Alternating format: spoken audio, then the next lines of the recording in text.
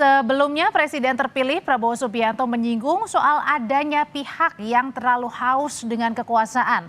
Prabowo bilang tindakan itu berpotensi mengganggu dan merugikan masyarakat. Menurut Prabowo, menghalalkan segala cara untuk melanggengkan kekuasaan jelas merugikan bangsa. Namun Prabowo tak menyebut spesifik siapa pihak yang dimaksud. Prabowo menyampaikan hal ini saat pidato di penutupan Kongres ke-6 Partai Amanat Nasional PAN di Jakarta Sabtu malam. Saya ada kiat minta rakyat untuk memberi mandat kekuasaan kepada kita. Saudara-saudara sekalian, itu yang dijalankan oleh semua partai politik, itu yang kita jalankan, walaupun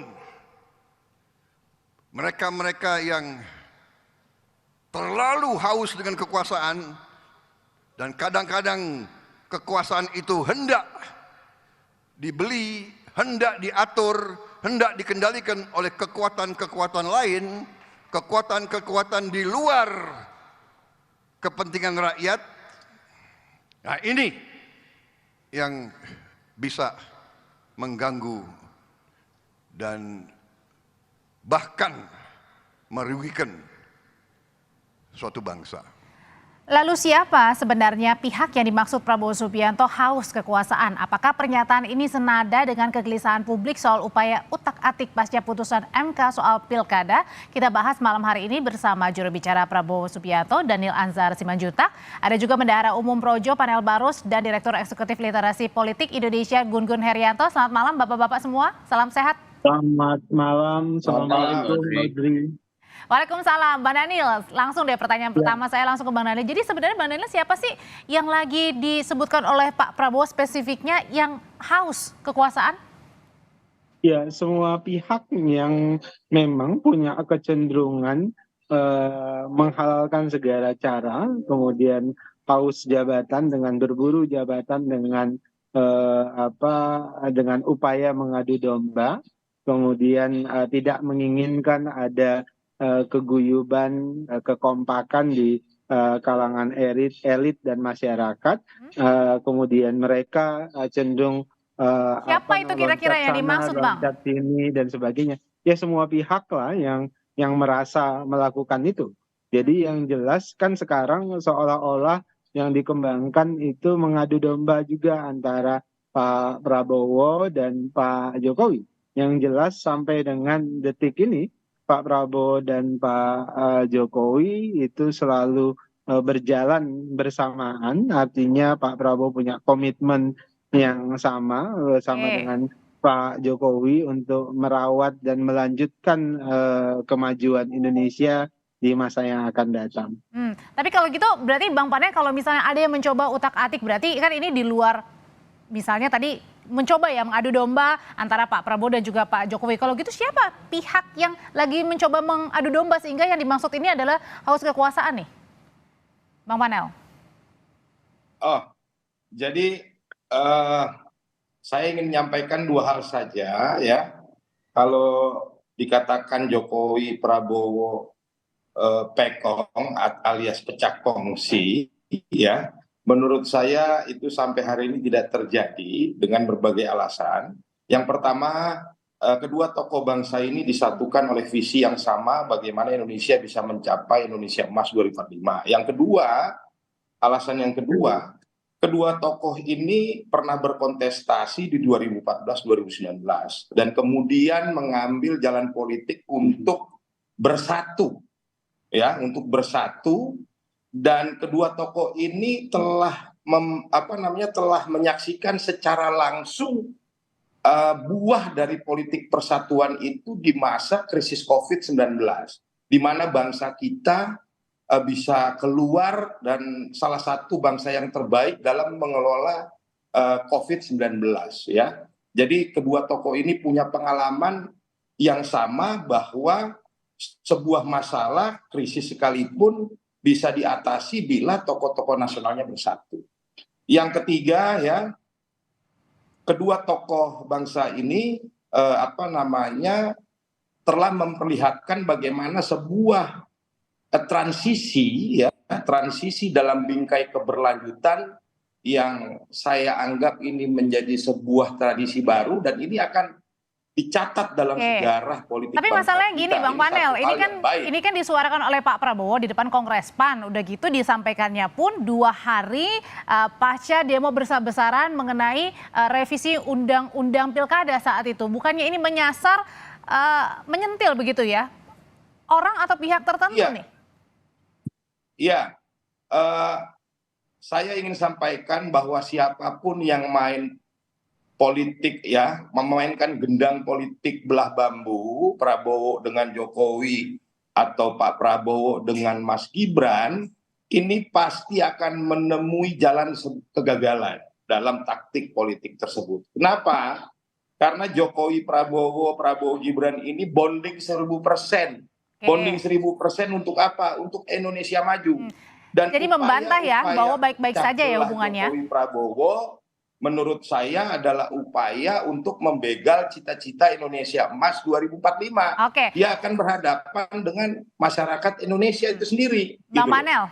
Oke, kalau gitu, nah kalau tadi dibilang ya, kalau misalnya baik-baik aja hubungannya, nggak ada kok pecah kongsi gitu. Tapi Mas Gun-Gun kalau dilihatnya sendiri, ini sebenarnya tertujunya kepada siapa? Kalau tadi kan kalau kita simak lagi ya pernyataan dari Pak Prabowo ini bukan hanya soal haus kekuasaan, tetapi juga yang mencoba membeli kekuasaan, mengotak-atik. Nah, siapa sebenarnya pihak yang paling berani untuk mencoba membeli atau mengotak-atik kekuasaan ini?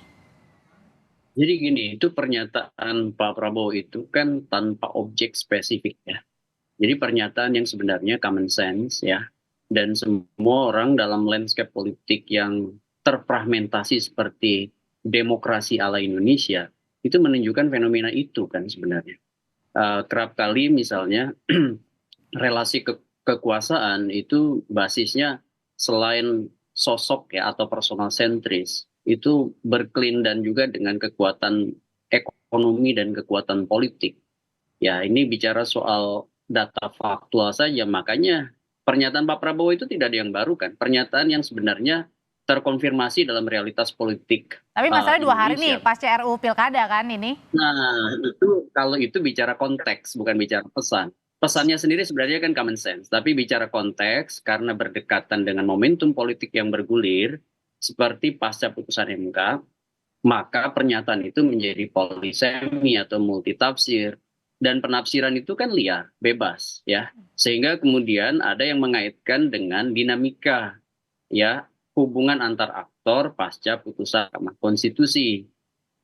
Contoh misalnya dihubungkan dengan konfigurasi pembentukan kabinet dan konfigurasi kandidasi di pilkada. Jadi wajar kalau kemudian ada yang menariknya pada hubungan antara Pak Jokowi dan Pak Prabowo. Apakah tafsir itu kemudian menjadi tidak relevan? Ya menurut saya relevansinya tetap ada meskipun tentu Bang Dhanil dan Bang Panel Barus itu bisa menyatakan tadi kontra narasi dari apa yang kemudian dinarasi.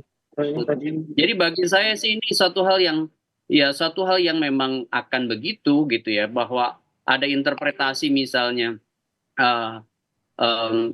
tarik menarik kekuasaan, terutama misalnya bicara soal siapa yang memiliki power.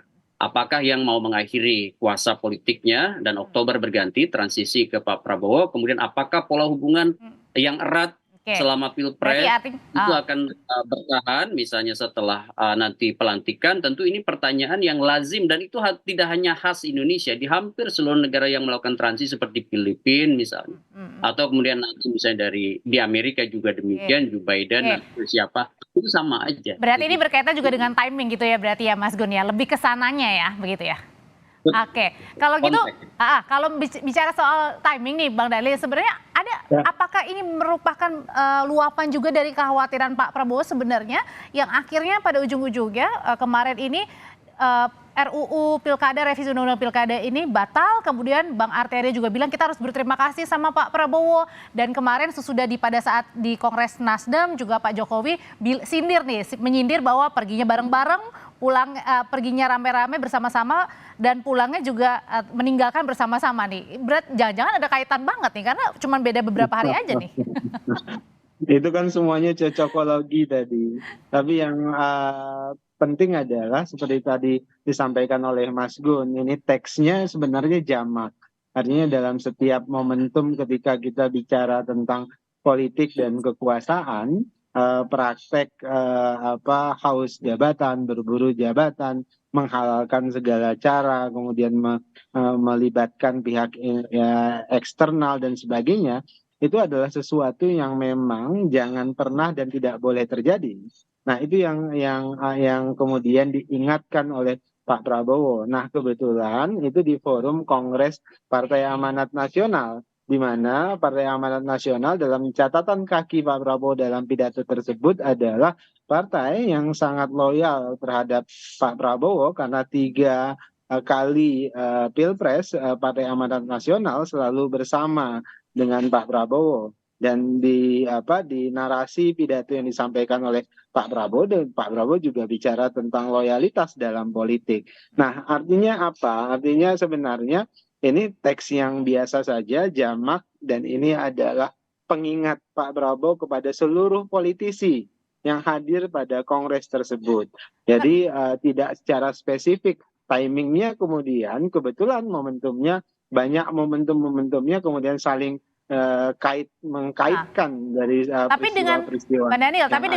dengan demo besar-besaran kemarin di depan gedung DPR itu juga kemudian menjadi pengingat betul bagi seorang Pak Prabowo bahwa harus balik ke masyarakat yang harus diuntungkan pada saat itu? Pertama kan sederhana, Mbak Audrey. Pak Prabowo itu sikapnya adalah sikap konstitusional. Artinya kalau kemudian keputusan MK harus dipatuhi, maka itu adalah sikap konstitusional. Kalau kemudian kita harus mematuhi keputusan MA, itu juga sikap konstitusional. Pun demikian, kalau kemudian DPR menghasilkan undang-undang, maka Pak Prabowo juga dalam posisi sikap konstitusional. Nah, jadi kepentingan Pak Prabowo tentu adalah kepentingan konstitusi yang menguntungkan rakyat banyak. Posisi Pak Prabowo pada itu. Dan saya pikir posisi yang sama itu ditunjukkan juga oleh Pak Jokowi.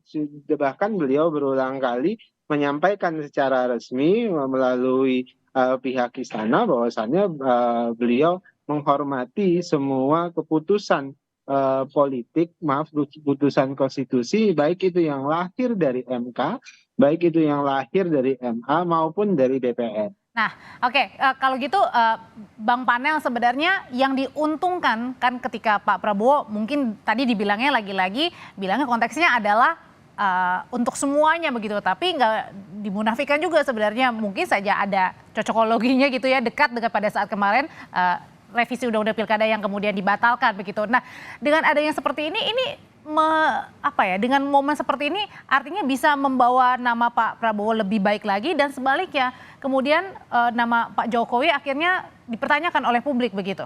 Artinya lebih menguntungkan sekarang Pak Prabowo daripada Pak Jokowi. Saya pikir dinamika yang terjadi kemarin itu dibenangkan oleh kita semua, rakyat Indonesia, yang bersama-sama memainkan perannya masing-masing dalam menjaga demokrasi. Ya, Pak Jokowi juga saya pikir posisinya clear, ya, dalam posisi itu dia menghormati setiap keputusan konstitusi yang dibuat oleh berbagai lembaga. Ya, Pak Prabowo juga sama.